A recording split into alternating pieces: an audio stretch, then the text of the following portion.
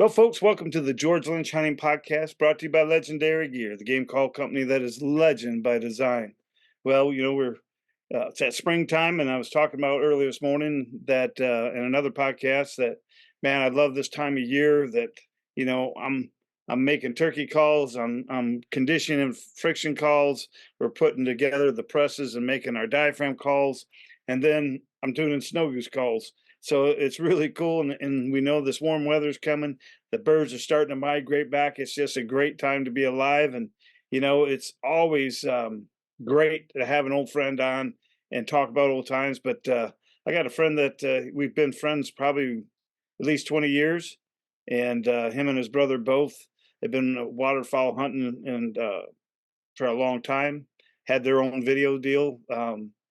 But today they're doing a guiding down in northwest Missouri, and I got Ryan KNOBLACH on today, and we're going to hear all about old times, old stories. But really, Ryan runs a heck of a deal, and we were just talking a couple weeks ago, and all the work that he's putting in and their success and what they've got going. And man, he's learned some things along the way and things that they'd started with and where they're at today. And I think it's great to have him share that knowledge and tell us a few stories of his old days and talk about what's going on today. But Ryan, welcome aboard, my friend. Thank you, George. I'm glad to be here with you. Yeah, pleasure to have you on, man. I was when you and your wife were here the other day or other night, we stopped in. The work that you have at, I didn't know that you had, and we talked, but I didn't know how serious your camp was that you had in Missouri. And I knew you and your brother are always a serious waterfowl hunters, and you guys did some videos that we were talking that you had some success, and you put them out. They were being sold in quite a few of the retailers around and stuff. But you kind of grew from there, and and doing your thing, and it's just amazing the work, the duck season. But before we get into the snow goose, and I know it's where we're at right now, but I want you to talk about this past year, the wins, the highs, the lows you had this year running your hunts down there in Missouri and the hunts yourself. I myself here in Iowa, in South Central Iowa, it was a terrible season for me, the worst season I've had since I've been here. And the goose season, we killed our geese, but it wasn't spectacular as a geese. But forget the geese, the ducks we had a short time. We were here early, and they were spotty, and they happened to be localized, and where they were, we had a good group of them, but then they were gone, and then it just never seemed. In between there, we went weeks and weeks and weeks, and the season closed. And of course, we really didn't get the birds till before this last big push of snow and the cold. But that was the story all over. But how did that affect you in Missouri? Well, this season was definitely a season of adapt and overcome. Of course, the first few days are just stellar, and then there's a row of light switches, and one starts shutting off, and then it's just they just keep going down, and you basically. We weren't seeing the ducks. We weren't getting the weather. It was just abnormally warm. And we were still killing ducks. But we would change spreads. And one thing about our place that you have to understand is we're not hunting a feed. We're not hunting. We're a 97 acre farm that we hunt the same place every day. So we got to change things up because we're hunting flooded corn. We've kind of got a refuge set aside that we're hunting. And one day you might throw out 24 decoys. One day you might have to bring in the mother load to try and work ducks and put out 400 duck decoys. We run a combination of water and land decoys, and it's just adapt and overcome.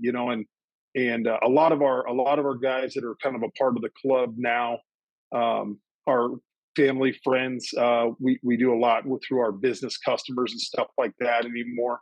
So that's pretty neat aspect of it. We don't advertise to a lot of clients per se, but friends and family. It's really adapted to that. And like the last 3 days of the season, we went from a 10-man pit that has all the amenities in the world to my dad and I sitting in crate boxes basically that we hand built out over flooded corn.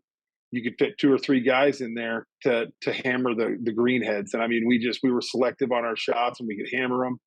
And like they didn't like a lot of calling one day. One day they wanted to be talked to. Uh, One day, the mojo worked. The next day, if the mojo was even sitting in the water, the ducks weren't going to look at us. So we took these little flicker things and we threw them into the corn just to give a little flash. And that was kind of cool because it brought you back to the old days of hunting where it was just you the bird, the call, and the gun.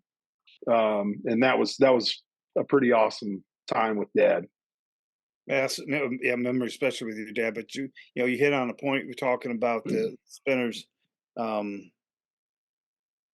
they got days that they work, days they didn't. And back in the early days when they first came out, it I don't know if it really mattered.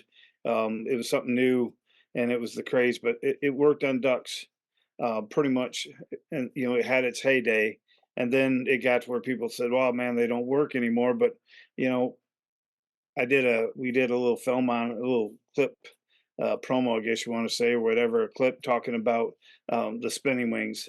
And the spinning wing, to me, it's like anything else. It's just a tool in your arsenal. It's not something that was, to me, is an everyday tool. And you just like the tool that you use, it has to be for the right job and what job calls for that tool that you use.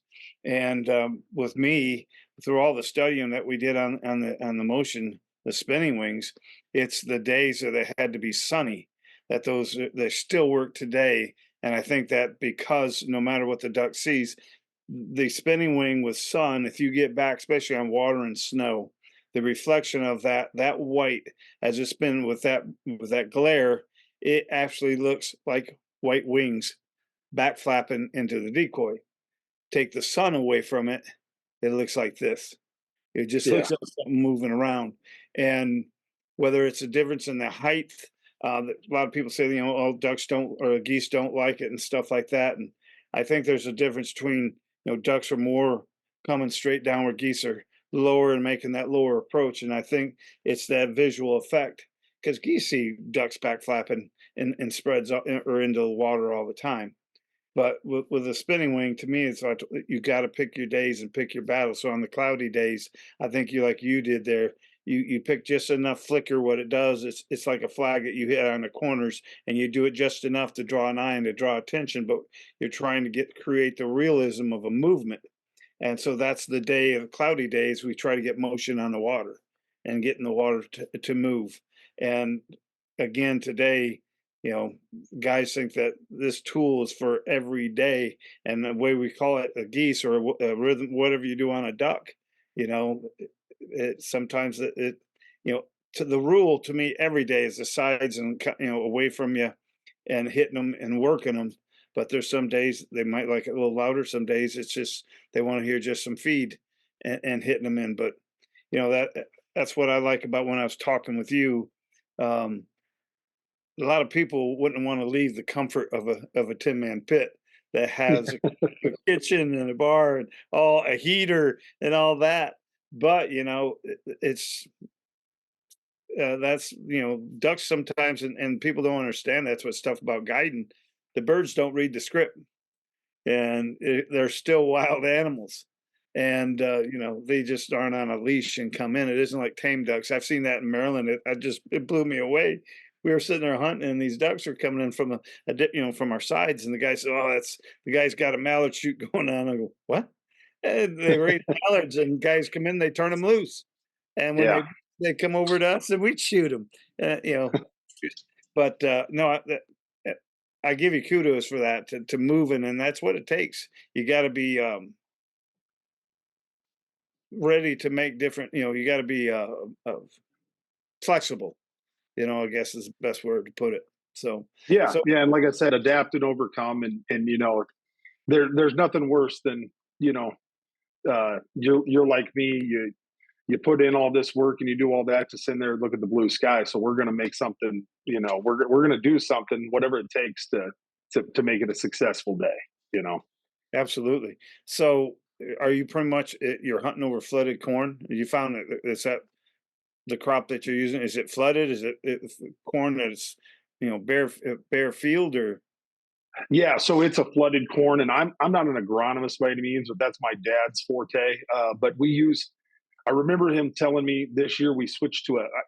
It's some kind of Wisconsin dairy cattle corn where it's a much shorter corn. So we don't have to bring the water level up as high. So we used to use whatever we had at before, and now we've kind of adapted to this shorter corn, so we can get the ears right at the water level, but we only have to have just past the knees of water, so we're not wading around in stuff chest deep, and that's pretty cool. So we have two sections. One section is probably 10 to 12 acres of flooded corn, and then the other section is millet, ryegrass, and then flooded corn again, and we kind of call that our quote unquote refuge.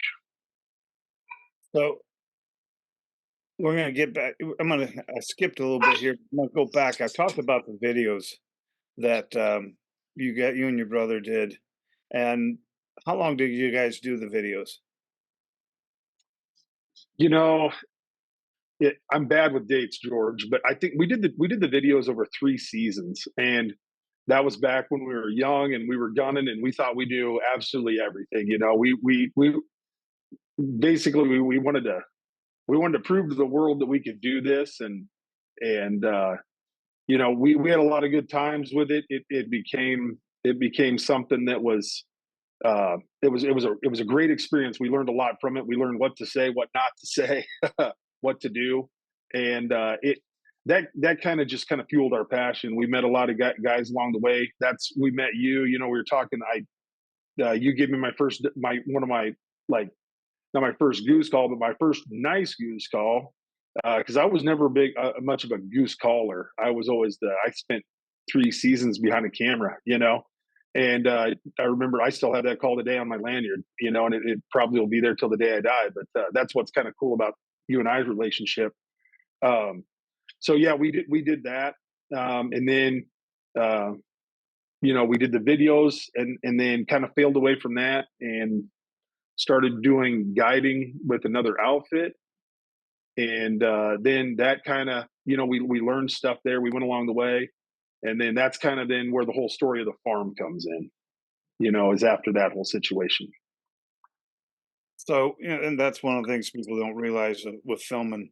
They think, oh, "Wow, man, I want to do what he's doing. He's making videos." And if you got huge sponsors, it's one thing, and all that does it makes it easier to the places that you're going, and maybe you can do better things. You can go to bigger places if you got the money behind you, but you still got to produce. You still got, I mean, and then not just shooting your limit. People don't realize some of the days you thought you had the best hunts that you're going to get the best footage didn't turn out to be the best footage. And, it wasn't about shooting a limit, is that we had to shoot perfect footage. And that's when you start going out and started learning, hey, and it was hard for me, and you can jump in, but when we were filming, especially if I happened to go to visit with someone and on an invite and say, hey, well, we're going to come film, I hope you don't mind, and oh no, man, well, then they get their buddies in on it, and then they sit here and they're upset because why didn't we shoot those on the side? I could have shot them over here, and they could have shot them over there. Hey, we could have shot those flying over, and it's like, well, that's not in front of the camera guy. And Yeah, no, and that. it takes a special dedication, and it takes a special thought process. If you're going to decide that, hey, I want to film my hunts, and you want to be professional, but you want to make your hunts look good, it's got to be in front of the camera. Yeah, And and that was a little bit of the struggle back then. Is of course you want to get footage, but then as well as hunting ducks and geese, you don't want to go out there and just kill 4 ducks. It's not a one man show, so you need several guys. Well, you know, everything's all gung ho at the start, and then things kind of crumble a little bit. Just the dedication from the guy that's filming, from the guy that's the host, which would be my brother at the time. And it was all great stuff. It was all great learning experiences. But I think as hunters, there's some of us that have done this. Like everybody thinks, oh, they're filming, they got cameras, they got this, they're swamped in money, you know, and that doesn't. I mean, you're. I remember one time I wanted to go to South Dakota so bad, I didn't go buy lunch for a week because I wanted to save all my money to get up to South Dakota and film. You know what I mean? And that's the way it was. And then it, you know, like you said, it's I've got a family. You know, my boys are older now, 20 and 19, but back then they were little guys, and I'm, you know, oh yeah, you know, we're gonna have macaroni and cheese and hot dogs tonight because Dad's got to go film. You know, and it kind of just wore on us a little bit. I think was why we kind of stepped away from that. Oh, absolutely wears on you, and I guess the perfect life for it is, young and single, and and all their buddies can get together. And I guess that's why those guys are so successful on YouTube and can travel. I mean, it's like the hunting public kids that do the bow hunts and stuff, and they travel all over. But pretty Oh much, yeah, we're all single young men. I don't even know if they got girlfriends, but they're traveling and they're able to travel and they're able to put in that time that the average guy, or especially a family man, can't do.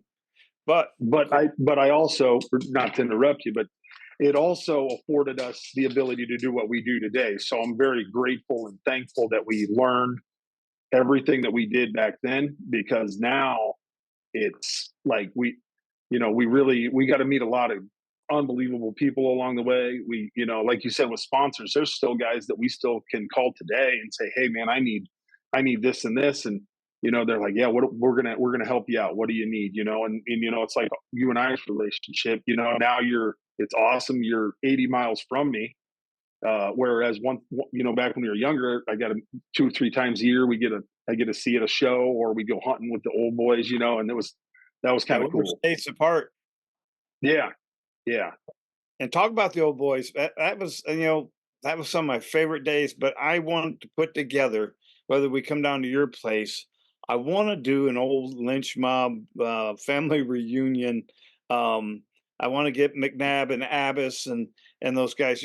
When I came out here, Kurt was one of the first guys, and then Jeremy Abbas came on, and we had our group out here, and then Todd Vandernoort, and Todd's a dog trainer, but great guys. And I used to love to travel out here. And there were so many times on 80 in the wintertime that I was telling the story to the people the other day that, man, I don't know how many times in truck stops I slept with my chassis in the back seat because the weather was so bad. And you'd get out here, and I mean, the coldest I ever got, Kurt and I and some other guys, it might have been Jeremy Marion.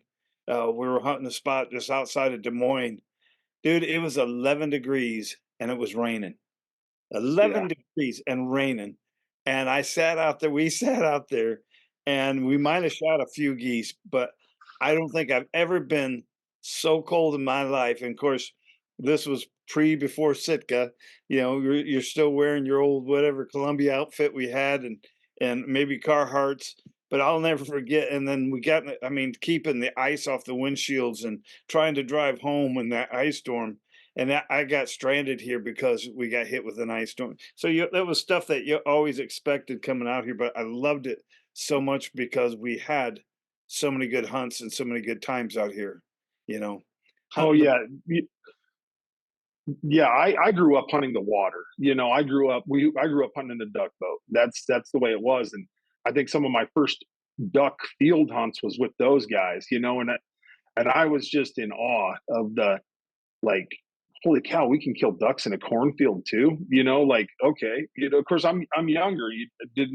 I'd never experienced that. I'd always seen it, but it's like, man, we can do this. We got to throw out a few goose decoys and put up a spinner, and the ducks are flocking to us. It's crazy. So that was always a cool thing. Was like, I remember we were off a place off the Highway 5 bypass, and McNabb and Abbas and those guys, we just hammered ducks. And then you go from the ducks, and then it's like, okay guys, we're switching gears and we're going to hammer geese now. And we just, that was always, I loved those times, shooting ducks and geese all at once. That was pretty cool.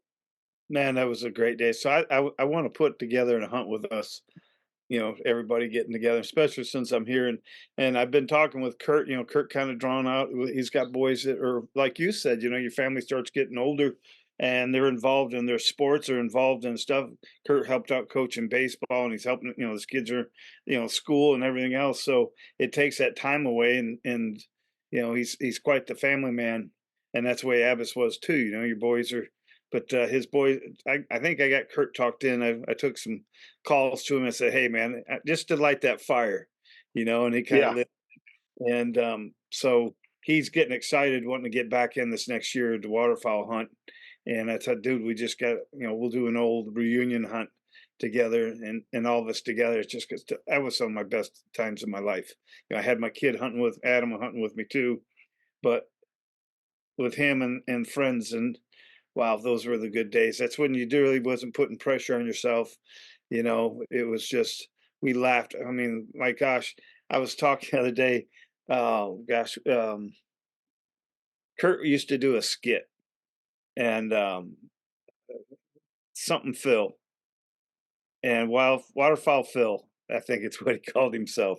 And he had these glasses, dude, with the big buggy eyes, but then he had these buck teeth that he would put in. And he sounded like Fire Marshal Bill when he talked.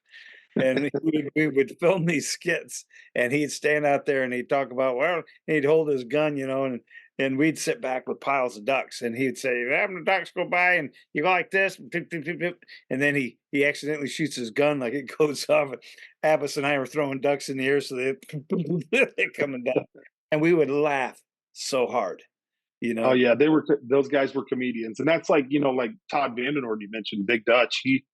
He Dutch lives about 4 miles north of me, and that's kind of cool that not only you know uh, Murder and Dutch they're customers of mine too. So I get to talk to those guys on a pretty regular basis.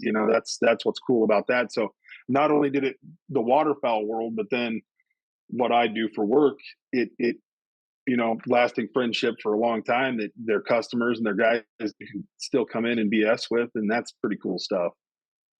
So how long did have you been in the outfitting in the guiding that you've taken it seriously? I mean, what you and tell everybody so our folks know what you got. I mean, you got the pits and you got all this set up, and I mean, Yeah, so you're doing it right, and it's the real deal. yeah, so we met in 2008. We met a guy that's sadly no longer with us, but we met a guy that he invited us to come down.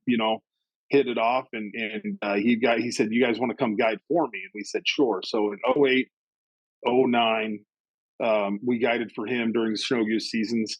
And another deal where you just met a ton of guys, and that was hard work, man. That was unreal. Like you'd hunt, sun up to sundown, and he'd say, "Hey, we got another feed field over here, and we're going to pick up these, 400 or 500 decoys, and I want them set out because you got clients again at 5:30 in the morning, and that was some work back then. That was crazy, and we had a blast doing it. And then my brother went in search of finding our own property down in Northwest Missouri in about 2010, and we we were trying to convince my dad at the time. I don't even know how old Dad was.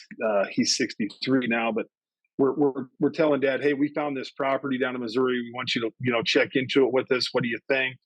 And the flood came through down there in Missouri, and we found this property that a doctor out of Houston owned, but he only hunted it one time a year, and he really didn't know a whole lot about waterfowl hunting. It was a family farm, and we talking to him, and he said, "Hey, I'd like you guys to lease this farm, and then I want you to take me and my brother and my family 2 or 3 times a year. And here's the deal: I'm going to give you the run of the mill of the farm. Basically, you do what you want."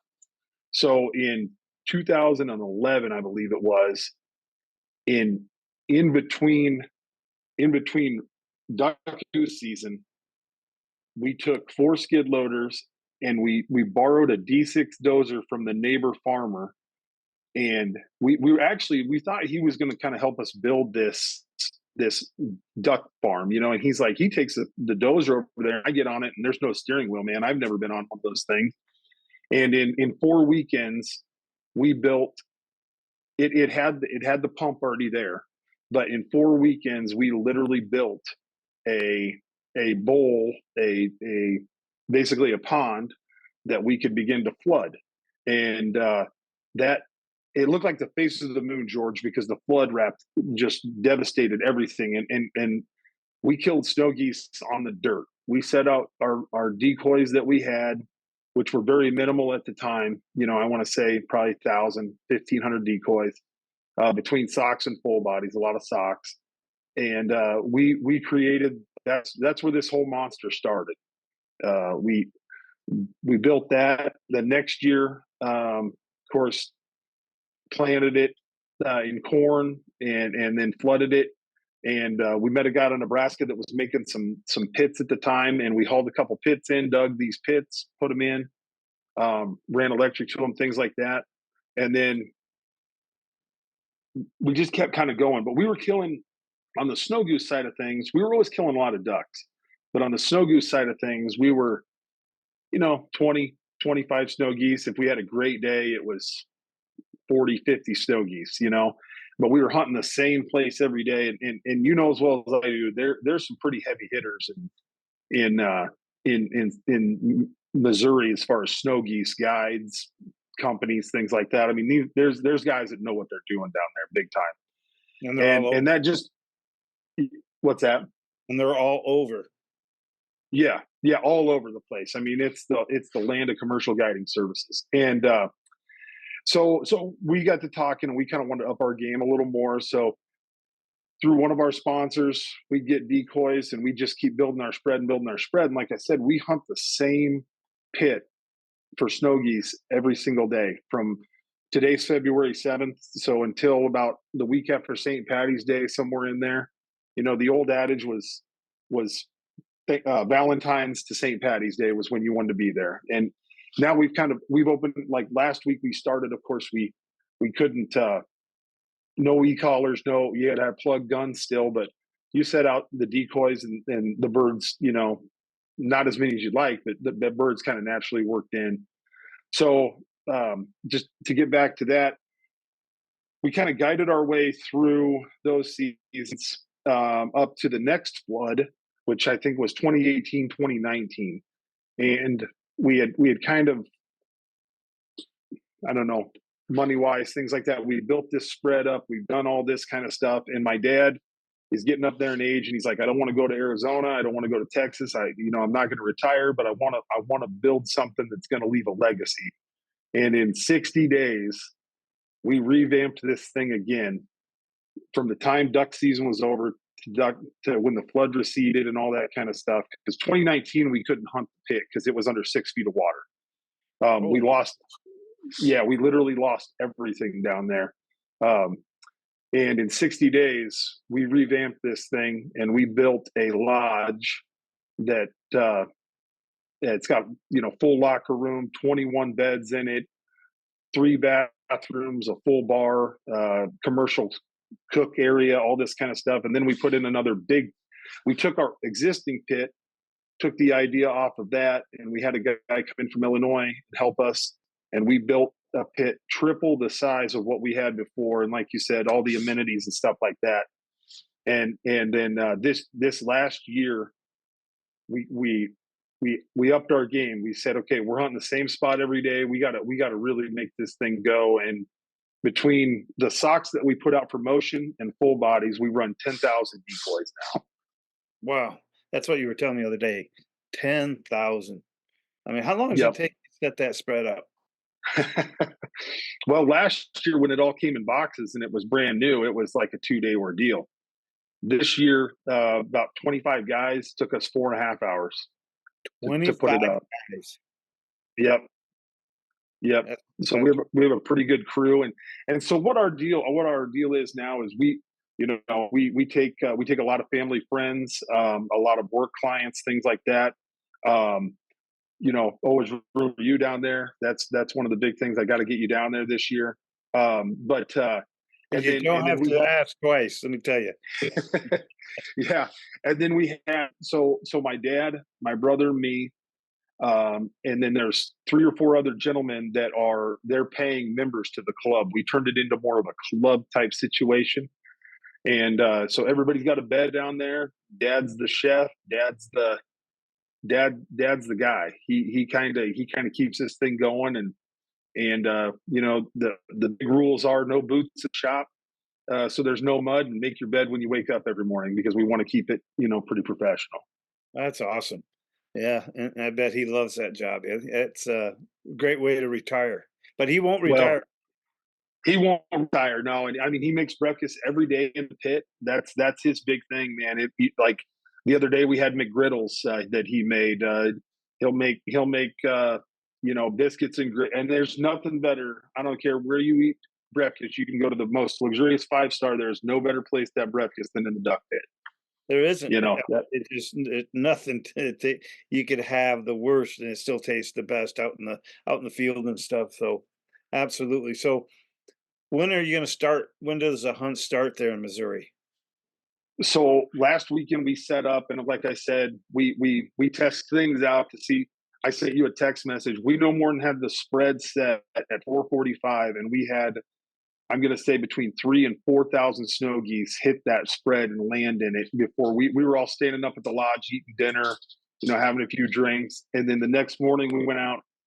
Of course, no e-collars, no nothing. It's tough, but we shot a few snow geese, and then they started today. February 7th was the official start of the spring snow goose season, and I talked to my brother at 4:30, and they had 75 killed already Oh my today. goodness, that's awesome. Yeah, yeah. So we kind of decided, do you want to kill 20, 25, 30 snow geese? Because that's one like one of the things that people think, like, hey, I'm going to go on a guided snow goose hunt and I need to bring 40 boxes of shells because we're just going to hammer 100 snow geese this day. And I can tell you, I've been on a lot of hunts that I don't want to hurt anybody's feelings, but it just doesn't. You got to put the work in, man, because it is. Snow geese are a different character. They are a different character. One day, you know, you might have, you know, just piles of juvies, and then the next day it's all adults because of the feed that they took somewhere else. You know, you never know with snow geese where they're going. Absolutely. No, I agree with that 100%. So, you guys use a lot of motion and stuff? We used to use a ton of motion, and this kind of goes back to the spinners. I myself personally, the vortex type thing, stuff like that. I think snow geese have seen too many of those, and Yeah. we use a different form of motion. That's kind of our little secret. But yeah, we definitely use motion. Motion's big time, and that's kind of one of those things that I think, you know, one of the things that's still tried and true that I believe are just those old. I don't know where you used to get them, but they were just on like a fiberglass pole, and it was just like a goose that looked like a windsock that just kind of flapped on windy days. Man, Yeah. I love those things. Those work really well, you know. But we've So that adapted. was a We snow goose magnet, you mean? A magnet that would sit there and you put them on a pole and they would just sit there and put them in the shooting hole. Yeah, Absolutely. yeah. And the wind takes care of the flapping. There's no motors to them. There's no nothing. You know, I still think those are probably one of the better things out there. Of course, our one of the biggest things with snow geese, and this is kind of one of the things that anymore I love watching how birds are going to react. Ducks, snow geese, Canadas. So for me, I'm always watching, like, man, how are these birds? You know, there's a lot of guys, they just go kill their birds. I want to know how things are going to react. Do we, in duck season, do we need to just feed? Do we need to bark? You know, no greeting, no hail, no nothing, or what are we going to do there? So snow geese, we've kind of changed up our electronics, and we do things a little different. That's another kind of one of our things that we found over the years. We do things different there. And it works for us. I'm not going to say it works for everybody else, but in the situation we're at, it works for us. You know, we used to flood that area that we hunt snow geese in, and this is one of the cool things about two brothers doing this together is he likes one thing, I like the other, and it used to be an argument, now it's a friendly argument. But I think, like, in my opinion, when there's water on the fields, I think the electronic collars can go way too overboard because the sound's bouncing off the water, and it's creating a false sound that they don't like. You That know, is a it, great point. Yeah. and some guys may agree, some guys may disagree, but it works for us where we change up our electronic sound, and I prefer to not have any water out there. I prefer for it just to be a blank field, you know. Wow, what a great tip. And now when we were talking, you were telling me something that you did with the collar and the speakers that, I agree with you. I think it's a great tip. It's a secret that if anybody wants to see it, they come hunt with you. But it's actually I think it was genius, and I think you were 100% on with the sound. And the e-collars back in the day and the Vortex. I remember hunting when I first did. Alan Lecter, guy out of Illinois, he made it. He had the flatland decoy, and between him and Art Laddiehoff with Bigfoot were the only people who had full body snow geese. And then he made a Vortex thing that was 20 foot long, and this thing was so awesome, and nobody else had that. And I'd watch him. And of course, in Illinois, we were hunting a lot of what they called sheet water, and man, I'd watch one field of geese, and I know he was in another field, and you see this big and I knew when he turned on that spinner, I'd watch those geese just pull. And this is back in the day that, nobody had any Vortex. And of course, after a while, when, the guy's successful and someone's killing him, people are going to start watching, and talk gets out there. And of course, like you said, movements, the Vortex are all over. But if people want to come book a hunt with you, what do you have a website that they can go to? We don't really have a website per se. A lot of it's just through, I think my brother. I'm not a big social media guy. If they truly wanted to come, they could probably get with my brother. His name's Ross Knobloch. I'm sure they through Facebook or Instagram or whatever they could find him. Look for the guy We'll with put the that. piles of.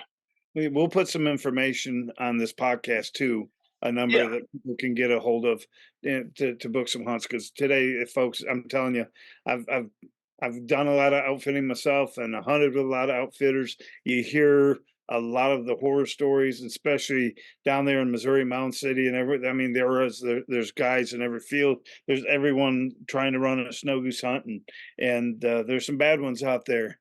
But I will yeah. verify, man. Ryan and Ross, they know what they're doing. They've been in this game a long time, and you know, I really don't want you to reveal some of the secrets to the guys out there. I think they need to come down there because I truly believe that it is a big difference what you're doing. I believe that's why you're more successful. But that is a key, and that actually says something a lot to you guys, you and your brother and your dad, is that we don't rely on one system. And not everything, everything has its day, and then sometimes that day ends up, and like you said, we have antiquated. These birds are evolving, and from the Oh yeah. and and you're talking about a bird who sees spreads from all the way in the highs of Canada, coming through Canada, through the North Dakota, South Dakota, through the Midwest, and down to Texas, and then back up, and then they're really seeing every spread. I was talking to a friend of mine the other day from Arkansas, and it's just see how his duck season went. And he said, "Man, duck season pretty good. When the last 3 4 days we did really good. Rest of the season was bad, but man, everybody's down here hunting snow geese. We got snow geese all over." And he says Oh all yeah. the trucks are showing up, and all the guides are down there. So it's really tough trying to find that honest one. The horror stories out there. Um, but folks, Oh, I truly recommend to hook up with you or your brother there, and get into a hunt, and I'm sure that you'll get a first class hunt, but you'll have fun, and you'll be well taken care of. We'll put that information down on the screen. My wife will have that on there. And Ryan, I really appreciate you coming on. I'll have you on again once a season. In fact, I'd like to come down to your place, and Diane, I want to do some hunting. I want to do a little bit of filming, but also maybe we'll do a podcast right there at the clubhouse and talk that about sounds great. the hunting that we're in. And but folks, if you like this, please hit the like button, subscribe to us. And I want to take a quick shout out to all our dealers. You guys like our legendary gear calls, and whether it's our turkey calls, snow goose, duck or goose, or whatever we have, go to Captain Bones Bait and Tackle and Hunting in Maryland or Delaware, excuse me, Feather and Fur Outfitters in Ohio, Frank's Great Outdoors, Jay's Sporting Goods in Michigan, Keystone Outdoors in Pennsylvania, and we all know LL Bean. LL Bean's been a great customer of ours. Presley Outdoors, Kelly Presley and the crew down there in Bartonville, Illinois, do a great job. Roger Sporting Goods down there in Liberty, Missouri, and Sportsman's Warehouse. We have Dick's Sporting Goods and SCHEELS now, and hopefully nationwide with SCHEELS. So life is good, and Miss Diane keeps me busy tuning and keeps me at work, but I am going to sneak away, and I am going to come down there and shoot some of those white devils with you. I appreciate you, my friend. Yeah, I absolutely appreciate you, and I can't wait to do this from the lodge. We'll do it live from the lodge down there. All right, well, folks, we appreciate it. Again, this is the George Lynch Hunting Podcast, brought to you by Legendary Gear. Always remember, hunt safe, hunt smart, and may the good Lord be your guide. Well, I'll be out there, rain is shining, all a part of the great design. Bring it on, I can never get enough, because that's what legends are made of.